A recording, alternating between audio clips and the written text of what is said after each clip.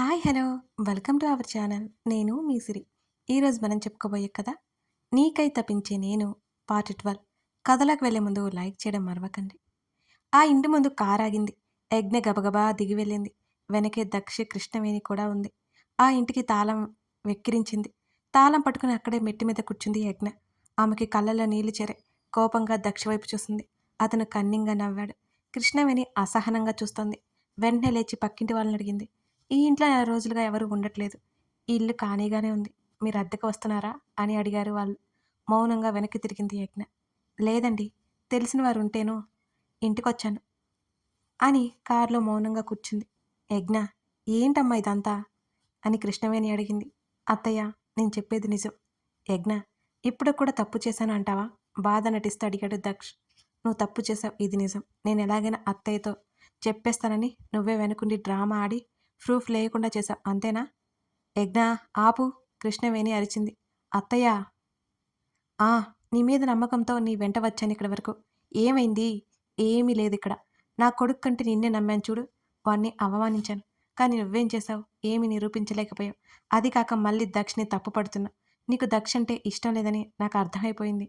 అలాంటప్పుడు ఎందుకు పెళ్లి చేసుకున్నావు అని అడిగింది కృష్ణవేణి. అత్త, నేను ఆమె ఏదో చెప్పబోయింది. నేను చెప్పేది నిజమంటావు, అంతేనా? నిజమైతే నిరూపించలేదు ఎందుకు ఇంకా నిన్ను ఎలా నమ్మమంటావు? నీకోసం కన్న బిడ్డను నేను తప్పు పట్టాను. అమ్మా తప్పు చేయలేదంటున్నా కూడా నేను వినలేదు అని అంది ఆవిడ. ఇంకేం చెప్పినా వృధా అని మౌనంగా కన్నీరు కారుస్తూ ఉండిపోయింది యజ్ఞ. చూడు యజ్ఞ, నీకు అత్తగా కాదు అమ్మగా చెబుతున్నాను. ఎక్కడైనా పిచ్చి ఆలోచనలు తీసేయి అని అక్కడి నుంచి గదిలోకి వెళ్ళిపోయింది కృష్ణవేణి. దక్ష గట్టిగా నవ్వాడు. ఆ నవ్వు కర్ణ కఠోరంగా ఉంది యజ్ఞకి. నువ్వు ఏడిస్తే నేను చూడలేను. నువ్వంటే నాకు చాలా ఇష్టం. ఇప్పటికైనా మించిపోయింది లేదు. నువ్వు, నేను, అతను ఇంకా మాట్లాడబోయేలోపు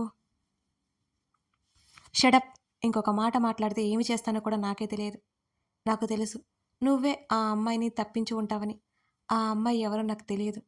నీ గురించి తనకి తెలియదనుకుంటా. ఆమె ఒకసారి నాకు కనిపించాలి. నీ భాగోతం బయట పెట్టేస్తా. ఆమె నీకు బుద్ధి చెప్తుంది అని ఆవేశంగా అంది. అవన్నీ నీ వల్ల కాదు కానీ టైం వేస్ట్ ఎందుకు? నువ్వేం చేయలేవు నాతో ఉండడం తప్ప. అది జరగని పని. అప్పుడే కృష్ణవేణి బయటికి వచ్చింది. దక్ష అవని చూసి నటన మొదలుపెట్టాడు. యజ్ఞ అవన్నీ గమనించడం లేదు. యజ్ఞ, నిజంగా నాకు ఏ పాపం తెలియదు, నన్ను నమ్ము అని అన్నాడు అతను. కృష్ణవేణికి అసహనంగా ఉంది తన కొడుకుని కోడల్ని చూస్తుంటే. నేను గుడికి వెళ్తున్నాను, వచ్చేసరికి మీ సమస్యని పరిష్కరించుకోండి అని ఆవిడ వెళ్ళిపోయింది. పరిష్కరించుకుందామా అదోలా చూస్తూ అన్నాడు దక్ష్. ఛీ, నన్ను తాకితే చంపేస్తా అని బయటకు వచ్చేసింది అక్కడి నుంచి. ఎక్కడికి అని అడిగాడు. నీకు అనవసరం, ఆమె కోపంగా చెప్పింది. తిరిగి తిరిగి నా దగ్గరికే వస్తావు అని అన్నాడు దక్ష్. కోపంగా దక్ష్ వైపు ఒకసారి చూసి రోడ్డు మీదకి నడిచింది. కాళ్ళకి చెప్పులు కూడా లేవు. అలాగే నడుస్తూ నడుస్తూ కళ్ళ నుండి కారే కన్నీటిని కూడా తుడుచుకోవడం మర్చిపోయింది యజ్ఞ. కొంచెం కొంచెం కళ్ళు తిరగడం మొదలైంది యజ్ఞకి. ఎండ దారి కనిపించనివ్వకుండా చేస్తుంది. శరీరం నిస్సత్తుగా అవుతోంది. కిలోమీటర్ నడిచింది అలాగే యజ్ఞ. ఆమెకు అర్థమవుతోంది ఆమె పడబోతోందని. పక్కనే బెంచ్ లాంటి ప్లేస్లో కూర్చుందామని ఆమె అనుకుంది. అటువైపుకు నడిచింది. ఆలోపే ఆమె కళ్ళు మూతలు పడుతున్నాయి. కింద పడేలోపు ఎవరో పట్టుకున్నట్టు తెలుస్తుంది. బలవంతంగా కళ్ళు తెరవాలి అనే ప్రయత్నం చేసినా ఉపయోగం లేకుండా పోయింది. ఆమె కళ్ళు పూర్తిగా మూసుకొని పోయాయి. మెల్లిగా స్పృహ తప్పింది యజ్ఞతులసి. బహుశా జీవితం ఒక దారి లాంటిదేమో. నడిచే కొద్ది ప్రయాణం సాగుతూనే ఉంటుందేమో. వెళ్ళే దారిలో అడ్డుకట్ట వస్తే దారిని మార్చుకుంటాం. అలాగే సాగిపోయే జీవితంలో సమస్యలు వచ్చినప్పుడు వాటికి పరిష్కారం కోసం మార్గం వెతుక్కోలేమా? ఇది సరైందే అంటారా? కాసేపటి తర్వాత తన ముఖం మీద నీళ్లు పడ్డట్టు అనిపించడంతో మెల్లిగా కళ్ళు తెరిచింది యజ్ఞ. ఎదురు ఒక పెద్దావిడ తల పట్టుకుని చుట్టూ చూసింది. ఆ ప్లేస్ ఒక పార్క్ ముందు ఉంది. అక్కడ బెంచ్ మీద ఉంది యజ్ఞ. నాకేమైంది అని ఎదురుగా ఉన్న బామ్మగారి వైపు చూసింది. కళ్ళు తిరిగి పడిపోయావమ్మాయి, నేనే నిన్ను ఇలా తీసుకొచ్చి కూర్చోబెట్టాను అంది ఆ బామ్మ. థ్యాంక్ యూ బామ్మగారు, కృతజ్ఞతగా చెప్పింది. పర్వాలేదు, అలా ఎలా పడిపోయావు చూసుకోవద్దా? నేను రాకపోతే నువ్వు కింద పడిపోయేదానివి అని కసిరినట్టే అంది. తెలియదు బామ్మగారు, కొంచెం తల తిరిగింది అంతే అంది యజ్ఞ. సరే సర్లే, ఇప్పుడు ఎలా ఉంది? బాగానే ఉన్నట్టు తల ఊపింది. పద మీ ఇంటి వరకు తోడొస్తాను. పక్కనే ఇల్లు. నేను వెళ్ళిపోతాను బామ్మ మొహమాటంగా చెప్పింది. ఇదిగో అమ్మాయి చెప్పిన మాట విను పద. యజ్ఞ చేతిని పట్టుకుని మెల్లిగా లేపి నడవగలవా అంది. నడవగలను బామ్మ అని చిన్నగా నవ్వింది. ఇద్దరూ అలా నడుస్తున్నారు. అమ్మాయి 1/2 కిలోమీటర్ పైనే ఉంటే పక్కనే అన్నావు. అంటే బామ్మగారు మీకు ఇబ్బంది అవుతుందని అని అంది యజ్ఞ. ఇబ్బంది లేదు ఏం లేదు. ఇదేనా మీ ఇల్లు అని అంది యజ్ఞ అక్కడ ఆగగానే. అవును బామ్మగారు లోపలికి రండి. పద. ఇద్దరూ లోపలికి నడిచారు. అప్పటికి కృష్ణవేణి దక్ష్ హాల్లో కూర్చుని ఉన్నారు. యజ్ఞ ఎక్కడికి వెళ్ళావు? నీకేం కాలేదుగా? యజ్ఞ దగ్గరికి వచ్చింది. చేతులు పట్టుకుంది కృష్ణవేణి హడావుడిగా. బాగానే ఉన్నాను అత్తయ్య తలదించుకొని చెప్పింది యజ్ఞ. ఎవరమ్మా మీరు? అత్తయ్య నాకు కొంచెం కళ్ళు తిరిగినట్టుంటే బామ్మగారు తీసుకువచ్చారు ఇక్కడ వరకు అని చెప్పింది యజ్ఞ. చాలా థ్యాంక్స్ బామ్మగారు, నా భార్యని జాగ్రత్తగా తీసుకొచ్చారు అని నిజాయితీగా చెప్పలేదు దక్ష్. ఏదో మొక్కుబడిగా అన్నాడు. దక్ష మాటలకి యజ్ఞకి చిరాకొచ్చింది. ఇదిగో అమ్మాయి, ఇంత పెద్ద ఇల్లు కార్లున్నాయి, అంత పరధ్యానంగా రోడ్డు మీద నడుస్తున్నావేంటి నువ్వు అని అడిగింది బామ్మ. కృష్ణవేణికి అర్థమైంది. దక్ష్ యజ్ఞాన్ని జాగ్రత్తగా చూసుకోవాలని తెలీదా నీకు అని అంది. ఏమైందమ్మా అని అడిగారు బామ్మగారు. నా కొడుకు కోడలు వీళ్ళు చిన్న గొడవ ఇద్దరికి, అందుకే అమ్మాయి అలా వెళ్ళింది అని అన్నారు ఆవిడ. ఓహో అందుకేనా అమ్మాయి అలా ఉంది అని అంది ఆ బామ్మ. అప్పుడే బామ్మకి ఫోన్ వచ్చింది. మాట్లాడి నేను వెళ్తున్నాను అమ్మాయి అని యజ్ఞ వైపు చూసి చెప్పింది ఆవిడ. అయ్యో బామ్మగారు, కాఫీ అయినా తాగి వెళ్దురంది యజ్ఞ కంగారుగా. సమయం లేదమ్మా, జాగ్రత్త, ఒక్కదానివి ఎక్కడికి వెళ్ళొద్దు అని చెప్పేసి ఆవిడ కూడా అక్కడి నుంచి వెళ్ళిపోయింది. యజ్ఞ, అమ్మ ప్రతిమ, తులసమ్మ పిలవడంతో చెప్పడం ఆపేసింది యజ్ఞ. అంటే గతంలో నుంచి బయటకు వచ్చిందన్నమాట. ఆ తర్వాత ఏమి జరిగిందంది ప్రతిమ. యజ్ఞ, హాల్లో నుండి బామ్మ అరుపు మళ్ళీ. తర్వాత చెప్తాను, నానమ్మ పిలుస్తుంది అని అంది యజ్ఞ ప్రతిమ ఒడిలో నుంచి పైకి లేస్తూ. అమ్మో, ఈ సస్పెన్స్ నా వల్ల కాదే, చెప్పవే బంగారు అని బ్రతిమాలింది ప్రతిమ. ఇప్పుడు కాదు, నేను వెళ్తున్నా అని వెళ్ళిపోయింది యజ్ఞ. అప్పటి వరకు చేతిలో పట్టుకున్న ఫోన్ బయటికి తీసి చెవి దగ్గర పెట్టుకుని, సార్ విన్నారా అని అడిగింది ప్రతిమ. థ్యాంక్ యూ సో మచ్ ప్రతిమ. విన్నాను అని అన్నాడు రిషి. సార్ మీరు చేస్తుంది ఏమీ బాగోలేదు. యజ్ఞకి దక్ష మీద ప్రేమ లేదు, మీరంటే ఇష్టం ఉంది అని అంది ప్రతిమ. ప్రతిమ, నేను రేపు మాట్లాడతాను అని కాల్ కట్ చేశాడు రిషి. ఆ తర్వాత రోజు రామకృష్ణ, తులసమ్మ, పార్వతి, ప్రతిమ అందరూ హాల్లో కూర్చుని యజ్ఞ కోసం వెయిట్ చేస్తున్నారు. దక్ష వచ్చాడు. నువ్వెందుకు వచ్చావు? దాన్ని చంపేద్దామని అనుకుంటున్నావా? ఆవేశంగా అడిగింది తులసమ్మ. అమ్మమ్మ ప్లీజ్, నేను చెప్పేది వినండి. యజ్ఞ అతను ఇంకా ఏదో మాట్లాడబోయేలోపు విడాకులు అయ్యాయి మనకి, గుర్తుందా నీకు? సూటిగా దక్షిణ చూసింది యజ్ఞ. గుర్తుంది అన్నట్టు తల ఊపాడు దక్ష్. ఇక నువ్వు దయచేయచ్చు బయటికి చేయి చూపించింది యజ్ఞ. దక్షకి అర్థమైంది. అతను వెనుదిరిగాడు. ఒక్క నిమిషం అంది యజ్ఞ. ఏంటన్నట్టు చూశాడు. సబిత ఎక్కడా అని అడిగింది. వాళ్ళ అమ్మా నాన్న దగ్గర అన్నాడు. వెళ్తున్నావు తన దగ్గరికి? లేదు. నీ మనసులో ఏముందో ముందు ప్రశాంతంగా ఆలోచించు, అప్పుడు ఏం చేయాలో తెలుస్తుంది. ఇక నువ్వు వెళ్ళొచ్చు అని అంది యజ్ఞ. వెళ్తున్నాడు నేత్రదక్ష్.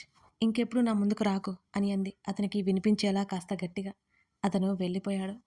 ప్రతిమ లగేజ్ సర్దుకో ప్రతిమకి చెప్పింది యజ్ఞ. ఎక్కడికి యజ్ఞ? ప్రతిమ అడిగింది. నాన్న మేము వెళ్ళాలి, ఆఫీస్లో లీవ్స్ అయిపోయాయి అని అంది యజ్ఞ. అలాగే అన్నారు రామకృష్ణ. ప్రతిమకి పిచ్చి హ్యాపీగా ఉంది. ఆఫీస్కి వెళ్తే రిషి సార్ ఉంటారు, వీళ్ళిద్దరూ కలిసిపోతారు అనుకుని వెంటనే రిషికి కాల్ చేద్దామని రూమ్లోకి వెళ్ళేలోపు ప్రతిమ బయటికి వెళ్దాం, చిన్న పని ఉంది అని అంది యజ్ఞ. సరే అని అంది ప్రతిమ కూడా. ఎక్కడికి ఇప్పుడు? స్కూటీ మీద వెనకే ప్రతిమ కూడా ఉంది. స్కూటీ డ్రైవ్ చేస్తూ పార్వతి కోసం నర్సరీకి వీలుగా రెంట్కి ప్లేస్ చూశాను, అక్కడికే అని అంది యజ్ఞ.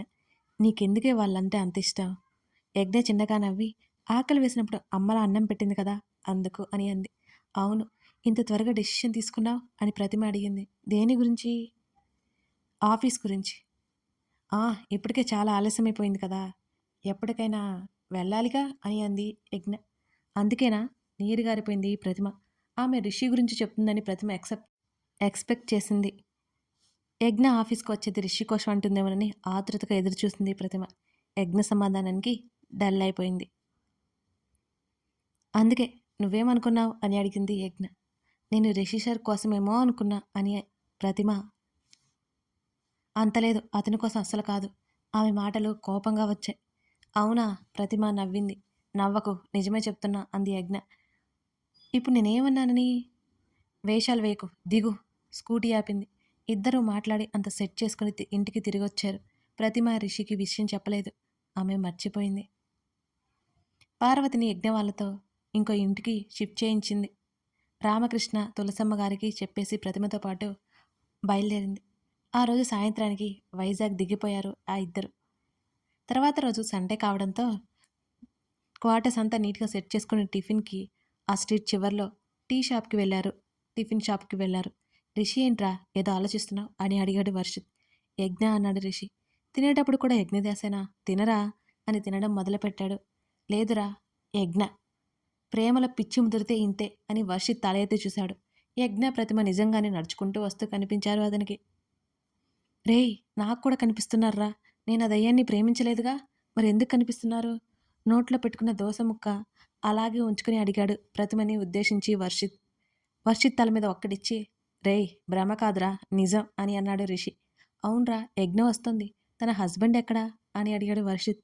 ఆ మాట వినగానే ఒక క్షణం పాటు గట్టిగా కళ్ళు మూసుకుని యజ్ఞ వైపు చూశాడు. ఆమె నవ్వుతోంది. ప్రతిమతో ఏదో మాట్లాడుతోంది.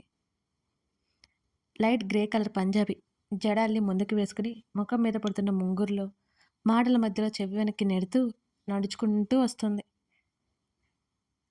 చుట్టూ అంతా ఏమీ తెలియట్లేదు రిషికి. యజ్ఞ తప్ప ఏమీ కనిపించడం లేదు.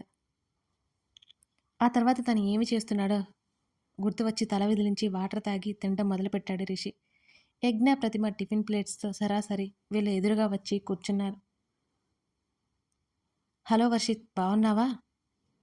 హలో యజ్ఞ, నేను సూపర్, నువ్వెలా ఉన్నావు అని తిరిగి అడిగాడు వర్షిత్. బాగున్నాను, కనిపిస్తున్నానుగా. ఆ మాటకి రిషి తల ఎత్తి యజ్ఞ వైపు చూశాడు. యజ్ఞ రిషి వైపు తల తిప్పింది. ఇద్దరు చూపు జతే అయ్యాయి. ఆఫీస్ ఎగ్గొట్టి ఎంజాయ్ చేస్తున్నావా? ప్రతిమని చూస్తూ అడిగాడు వర్షిత్. నీలాగా అనుకున్నావా? నేనేమి ఎగ్గొట్టి లీవ్ పెట్టి వెళ్ళా. నీలాంటి అలవాట్లు నాకు లేవు. మూది తిప్పింది ప్రతిమ. తెలుస్తుందిలే అలవాట్లు. డ్రమ్ములా తయారావు, యజ్ఞ బాగా పెట్టినట్టుంది అన్నాడు వర్షిత్. అతని వెటకారానికి, నేను డ్రమ్ అయితే నువ్వు పూచిక పొలలా అయ్యావు. అంట్లు తోముకుంటున్నావా? పార్ట్ టైం జాబ్ చేస్తున్నావా ఏంటి? వెటకారం ఆడింది ప్రతిమ. చిచి, దీన్ని కదిలించకూడదు గొనుక్కున్నాడు వర్షిత్. కదా, నాతో పెట్టుకోకు, నీకే నష్టం. కోపంగా చూసింది ప్రతిమ. వీళ్ళ గొడవకి వాళ్ళ చూపులు దూరం అయ్యాయి. తినేటప్పుడు కూడా ఏంటి? ప్రతిమని అరిచింది యజ్ఞ. అలా గడ్డిపెట్టు అని అన్నాడు వర్షిత్. ఉరిమి చూసింది ప్రతిమ అతని వైపు. ముఖం తిప్పుకుని తినడం మొదలుపెట్టాడు వర్షిత్. అతను నవ్వుకుంటూ. రిషి మాత్రం ఏమీ పట్టనట్టే తిని అతను ఫోన్ చూసుకుంటున్నాడు మౌనంగా.